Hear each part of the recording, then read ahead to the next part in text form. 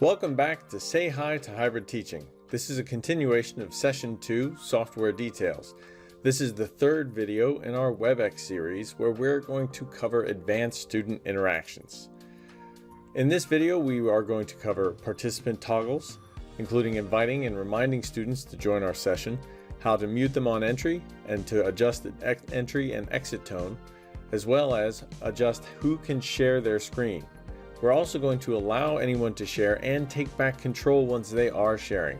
We can also talk about how we can actually adjust what's going on their computer by working on their computer desktop remotely. We're also going to talk about how to move students into the lobby and expel students, how to annotate screens, and how to add polling and multimedia. So let's talk about what you should know already. At this point, you should be comfortable with basic WebEx information as well as setting up all the preferences for your classroom. Now, let's get started in our meeting. So currently, we have 2 participants waiting in the lobby because our room is locked.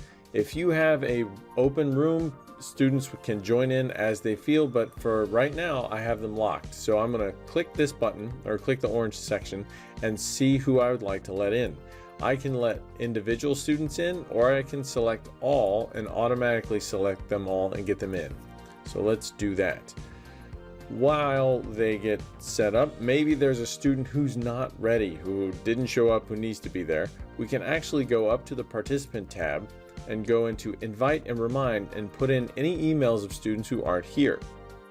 This is going to be really valuable for your classroom if you set up all of your students' email addresses with commas between them, because you can blast out an email and they'll get an email that actually has a link that they can just click on and join the meeting from there. We also want to talk about muting on entry. So muting on entry is really important because they may have stuff going on in their house, or they may not realize that their microphone is on. So you can always go in and adjust their mute by hand over here, but if you have participant mute on entry, then as they come in, they are muted, which is pretty helpful. The other participant option that we would like to talk about is anyone can share. Right now, anyone can share their screen. So I've got Batman over here. He's going to share his screen. Once Batman starts sharing his screen, we can no longer do anything to it. However, what we can do is ask to control. If we ask to request remote control and Batman approves, now I can take control of Batman's computer. Now that I've taken over Batman's computer, I can literally click things on his desktop, including sound effects.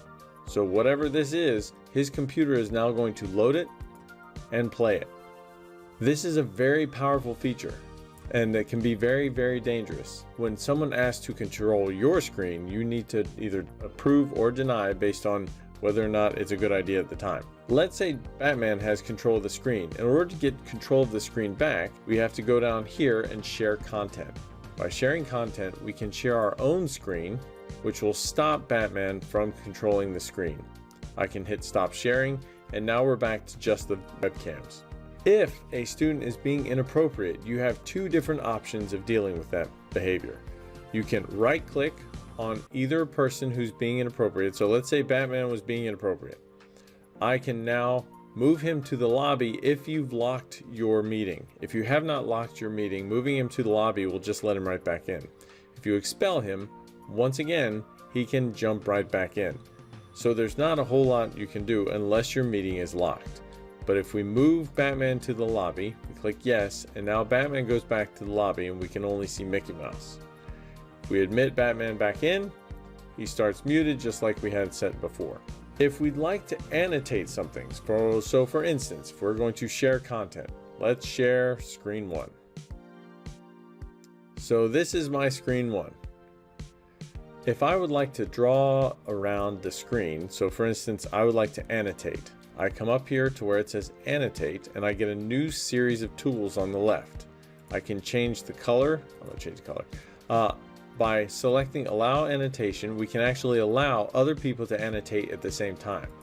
So if I want to annotate here and Bruce Wayne wants to annotate he can also annotate. I can put an arrow as my own arrow if I say, oh, that's a really good drawing, Bruce. And I can also have line tools. I've got the square tool, other basic drawing tools, the pen or pencil, and I've got eraser. The eraser works by selecting the actual entire annotation and removing it. Finally, down here you've got the save annotation. This saves as a saved annotation, which is a JPEG, and it will show everything that's on the screen right now. If I want to close this, all I have to do is click the annotate button again, and now I'm no longer annotating. And I can share the annotation. This is my saved annotation. It opened up on the other side. So this is what we saved. I am going to stop sharing now and talk about the polling and multimedia options. The polling and multimedia options are under the View tab, under Panels, Manage Panels. If you are here, you can add these panels, Polling, Multimedia Viewer, to our toolbar. If we do that and click OK, now under More Options, we've got Polling and we've got Multimedia Viewer. Notice that adds these tools over here. The Multimedia Viewer is a URL option. So you can type a URL and share it inside this multimedia viewer. Now, the multimedia viewer takes a minute to load up, and all it basically does is allow students easy access to a specific website in this area. So we've opened up a web page so that we can all view it. Now, your students don't see what you're doing. They just have access to the URL that you sent in this tiny window. For polling, it allows you to create 3 different types of questions: multiple choice, single answer, multiple choice, multiple answer, and short answer. So you can create a new multiple answer question and call it what color is red, and then apple orange. I know that's a terrible question, but you get the point. So now the students can choose to actually answer that. They can't until you actually start it. So I'm going to go to options and I can say how long they're going to have to answer this question. So right now they're going to have, let's change it down to 1 minute. Click OK and open poll. If they've joined from outside the application, then they may not be able to answer this. But Batman is using it. So he's a smart guy. So he is going to answer. And now we can actually see who's answered and how much time there is remaining. If I close the poll, I can share the results with the attendees. It shows them what the poll answer was. Polling is actually really cool because you can add new polling questions on my desktop that I've already written. So those are 3 different types of poll questions. We can change the options, probably going to need about 5 minutes, open the poll, and now once again, we have multiple ways of interacting with our students. Once the poll is closed, we can see the results. If we click a new poll, we have a chance to save the poll questions and we have the chance to save the results. That could be really valuable if you're trying to use this interaction as some sort of quiz. So we hit yes, and then the poll results are a text file. We can just save there, change the name and save.